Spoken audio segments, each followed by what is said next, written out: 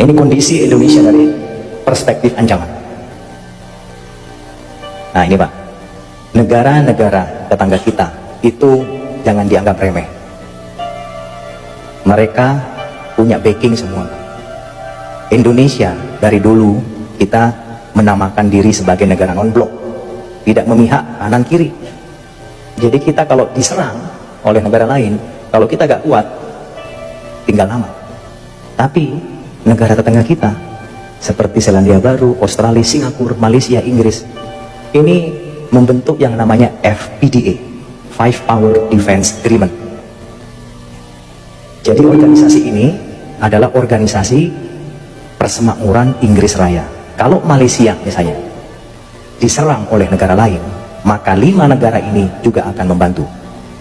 Kalau Singapura perang sama kita Pak, bukan hanya Singapura yang menyerang kita, tapi 5 negara ini akan menyerang kita juga. Makanya mereka bergaya Pak, gak takut. Malaysia sudah mencaplok si Padan Likitan, kalah kita. Nah ini di belakangnya banyak nih, ada Selandia Baru, ada Australia, ada Inggris, kalah. Si Padang Likitan lepas ke Malaysia. Ini Pak, si Padang Likitan, Blok Ambalat, ini Malaysia. Singapura yang negaranya kecil, ya sebesar kota Malang, dia berani-beraninya Pak melaksanakan reklamasi pantai ke arah kita. Berani-beraninya dia tidak setuju menolak nama KRI Usman Harun. Apa hubungannya? Kok berani negara kecil? Ya berani karena ini Pak di belakangnya. Indonesia takut. Tapi kemarin Indonesia sempat tegas, oh nggak peduli. Bagi saya Usman Harun itu adalah pahlawan. Bagi Anda mungkin ya silakan, pemberontak kami gak ada urusan. Tapi bagi kami Usman Harun adalah pahlawan. Nah itu hebat, berani kita. Kayaknya tetap mereka tidak ungkit-ungkit lagi. Nah ini Pak, ini salah satu bukti negara kecil kok berani gitu ke Indonesia. Kurang ajar ya, ngelambak dia. Lawan Malang aja memang gak berani. Lawan Indonesia ya, kurang ajar. Australia, nah, menyadap pejabat tinggi kita, disadap. SBY, bayangkan. Ini negara tetangga kita, jangan dianggap remeh. Ini bisa berbahaya bagi kita. Ini skenario Pak. Bayangkan, ini sudah mulai disetting, diskenariokan. Tiongkok nanti akan mendapat bagian Kalimantan. FPDA, Australia semua tadi itu, Inggris, Malaysia, Pulau Sumatera dan NTT. Pulau apa ini Pak? Sulawesi itu nanti ISIS Pak. Kemudian ini yang paling kaya raya ini punyanya Amerika. Ini bayangkan Pak, kita sudah dibagi-bagi seperti itu. Makanya Panglima TNI Pak paling getol sekali beliau menyampaikan masalah wawasan kebangsaan. Kalau negara kita, masyarakat kita tidak kuat Pak, seperti sekarang ini, mudah dihasut, diprovokasi, diadu domba, mereka akan mudah sekali Pak membagi-bagi kekayaan bangsa kita ini. Nah ini sudah ada desain dari luar yang jelas biar Bapak semua mengetahui. Ini mungkin orang nggak percaya, ya silahkan nggak percaya nggak apa-apa. Tapi ini sudah melalui berbagai data, fakta, informasi yang akurat. Gak usah jauh-jauh Pak, Timur-Timur aja lepas. Apalagi yang sangat kaya, banyak orang melirik Pak. Timur-Timur hanya sebagian kecil, ada celah timur di situ. Ini sudah banyak sekali yang mengincar. Apalagi Papua. Papua itu kita keruk aja Pak, sudah ada emasnya. Sekarang ada nambah lagi, ada uraniumnya. Siapa yang nggak tergiur?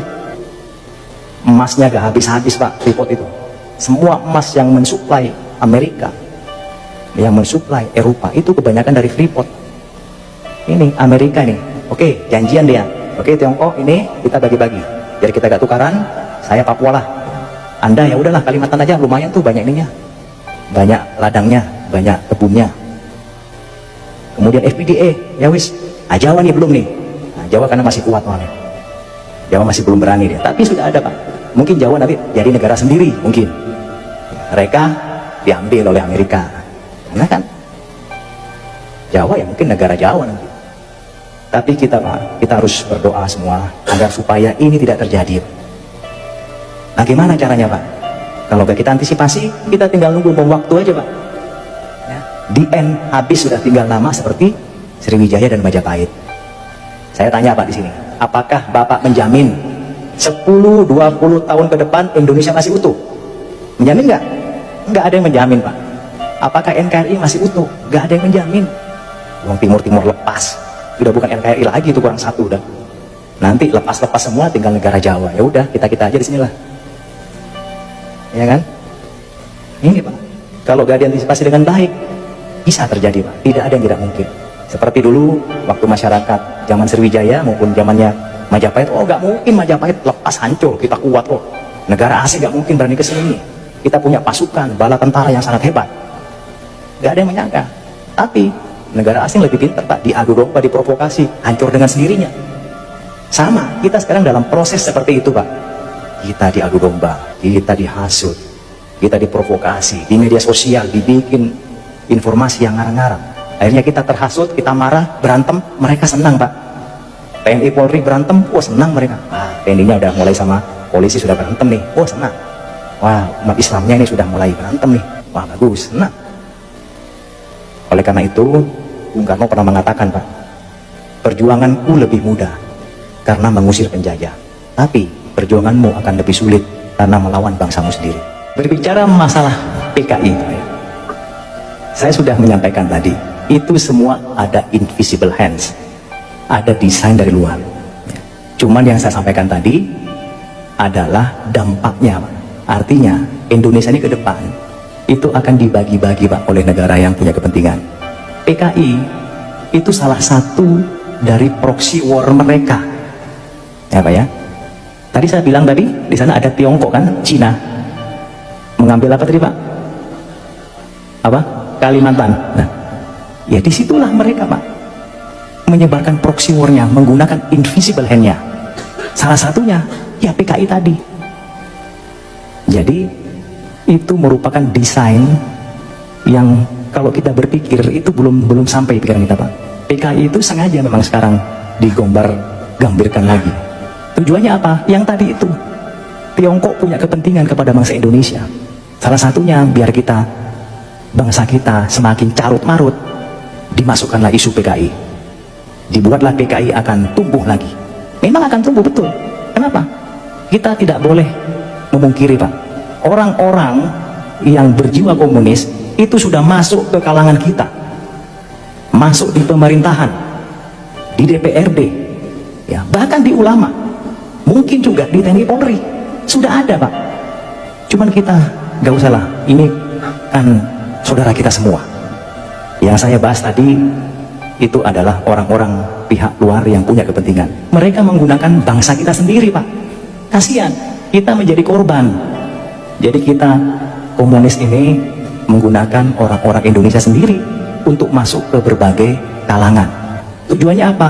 Misalnya dia masuk di pemerintahan, misalnya dia masuk di DPRD, sudah ada deal-deal. Nanti kalau Anda menjadi anggota dewan, kalau Anda menjadi pejabat Pemkot, tolong buat kebijakan yang menguntungkan saya.